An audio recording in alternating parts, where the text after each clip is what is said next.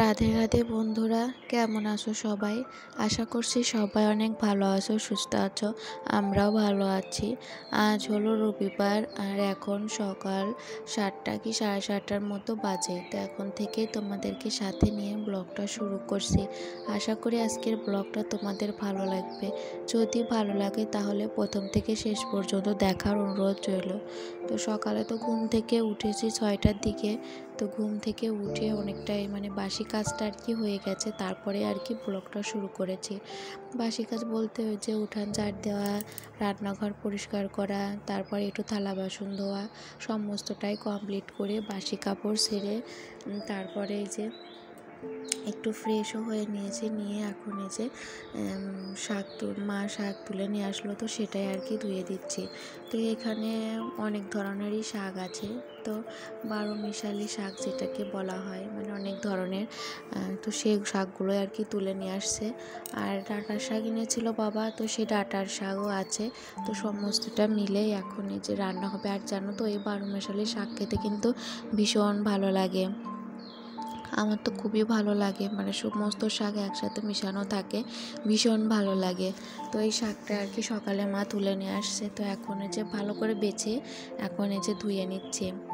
তো রান্না হবে আজ সকালে ডাল রান্না হবে, তার সাথে হবে শাক ভাজি আর হবে ডাঁটার চচ্চড়ি। তো রান্না বান্না তোমাদের সাথে শেয়ার করে নিয়ে বলে দিলাম কী কী রান্না হয়েছে। তো শাকগুলো ধুয়ে তারপরে এই যে এখন জগটাতে জল ভরে নিচ্ছি। তো এখন তো গরমের সময়, তো এই জগটাতে জল ভরে ঘরে রেখে দিই। আর 3বার করে এখন জল নিতে হয় ঘরে, জানো তো। নাহলে ওই জল একদমই খাওয়া যায় না, প্রচণ্ড গরম হয়ে যায়। সকালে, দুপুরে, রাত্রে 3 বেলাতে আর কি জল রাখতে হয় ঘরে। সব সময় তো কলে এসে জল খাওয়া যায় না, এই জন্য জগটাতে জল ভরে ঘরে রেখে দিই। মামাম সোনা খায়, আমি খাই। তো এই জন্য সবসময় কলে এসে জল নেওয়া যায় না। প্রচণ্ড পরিমাণে গরম পড়ছে, প্রচণ্ডই খুব গরম। এতটা গরম যে সবসময় রোদের মধ্যে বাইরে এসে কলে জল নেওয়া যায় না। তো এই জন্য জল ভরে রেখে দেই। তারপরে যে ব্রাশ করে নিলাম, ঘুরে ঘুরে একটু ব্রাশ করে নিলাম। আসলে ফ্রেশ হওয়া হয়েছে কিন্তু ব্রাশটা করা হয়নি, তো পরে আর কি ব্রাশটা করে নিলাম। আর এই যে দেখো, আমাদের গাছে আম অনেকটাই বড় হয়ে গেছে। তো 2টা হিমসাগর আর 2টা রূপালি আম গাছ। তো হিমসাগর গাছে 2টাতেই আছে 3টা, মোট 3টা আম আছে। আর ওই যে এই এই যে ঘেরার মধ্যে যে আম গাছটা লাগানো হয়েছে, রূপালি আম গাছ, তো এখানে বেশ ভালোই কয়েকটা আম আছে। আর এই যে দেখো, চাল কুমড়ো গাছ আরও মা কয়েকটা এনে লাগিয়েছে, অনেকটাই চাল কুমড়ো গাছ হয়েছে।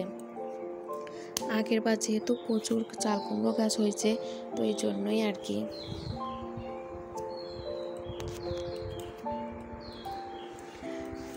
তারপরে এই যে মামাম সোনাও ঘুম থেকে উঠে পড়ছে। তো মামা সোনাকে এখন ব্রাশ করিয়ে দিচ্ছি। তো মামা সোনা একটু উঠতে দেরি করে, ওই তো 7টার মধ্যে 8টাও বেজে যায়, 8:30 এরকম টাইমে ঘুম থেকে ওঠে। তো তারপর মামামকে ব্রাশ করিয়ে দিয়ে এখন এই যে মুখে একটু ক্রিমও লাগিয়ে দিলাম। তো সকাল আর স্নানের পর একটু মামামকে মুখে ক্রিম লাগিয়ে দিই। তো এই ক্রিমটা বেশ ভালোই, সারা বছরই আর কি ব্যবহার করি মামাম সোনাকে। শীত গরম 12 মাসই জনসনের ওই যে বেবি ক্রিমটা ভীষণ ভালো। তো সেই ছোট্টবেলা থেকে মাম্মামকে এই ক্রিমটাই ব্যবহার করাই। তারপর এই যে দেখো, কত সুন্দর একটা ফুল ফুটছে, জবা ফুল, সাদা জবা একটাই ফুটছে। তো সেটাও একটু তোমাদের সাথে শেয়ার করলাম, দেখতে ভীষণ ভালো লাগছিল। তারপর এই যে পাশের বড়মাদের বাড়িতে আসছি রাম তুলসী পাতা তুলতে, কারণ মাম্মাম সোনার একটু ঠান্ডা ঠান্ডা লেগেছে, তো এই জন্যই আর কি রাম তুলসী পাতা তুলতে আসছি। এটা ভীষণ উপকারী ঠান্ডার জন্য। তো মাম্মাম সোনার একটু ঠান্ডা ঠান্ডা লাগলে আর কি তুলসী পাতার রসটা করে খাওয়াই। তো এর সাথে মধু দিলে একটু বেশি ভালো হয়, কারণ মধুটা ছিল না, তো এই জন্য আর কি দিতে পারিনি। তো শুধু এই যে পাতা তুলে নিয়ে যাব, নিয়ে গিয়ে একটু আর কি একটু রস বানিয়ে তারপর মাম্মামকে খাইয়ে দেবো। বাসি পেটে খাওয়ালে বেশি ভালো হয়। তো এই জন্য মাম্মাম ঘুম থেকে ওঠার পরেই তুলসী পাতাটা তুলতে আসছি মাম্মামকে ফ্রেশ করে দিয়ে। তো এখন ভালো করে ধুয়ে নিলাম, ধুয়ে নিয়ে আর কি একটু ছেঁচে তারপর রসটা বের করে নেব। আর আমার মাম্মাও শোনা জানো তো একটা খেতে পছন্দই করে, বলে মা আমি তুলসী পাতার রস খাবো ঠান্ডা লাগলে, পছন্দের। তো এর সাথে একটু মধু দিলে আরও বেশি ভালো হয়, একটু মিষ্টি মিষ্টি হয় খেতে। কিন্তু কী বলো তো, মধুটা না সবসময় ঘরে আনা থাকে না, আনা হয় যখন পূজার সময় আর কি আনা হয় অল্প করেই। তো ওইভাবে ঘরে এনে রাখা হয় না, আর আনলেও মাম্মাম সোনা যদি বুঝতে পারে মধু আছে ঘরে তাহলে ওই একবারেই শেষ। তারপরে এই যে মামা সোনাকে খাইয়ে দিয়ে কিছু জামা কাপড় ছিল সেগুলো কেচে দিলাম, দিয়ে এখন এই যে পূজার কাজকর্ম করছি। তো এই যে দেখো এই ভিডিওটা মামা সোনাই করছে। তো একটা জবা ফুল হয়েছে, তো আর একটা কড়িয়ে আসছে, তো সেটা আর কি মামা সোনা বলছে মা দাও ভিডিও করে নিয়ে আসি। তো তারপরে এই যে দেখো এখানে যে ফুল এখন তুলে নেব, পূজার জন্য এখন ফুল তুলে নেব।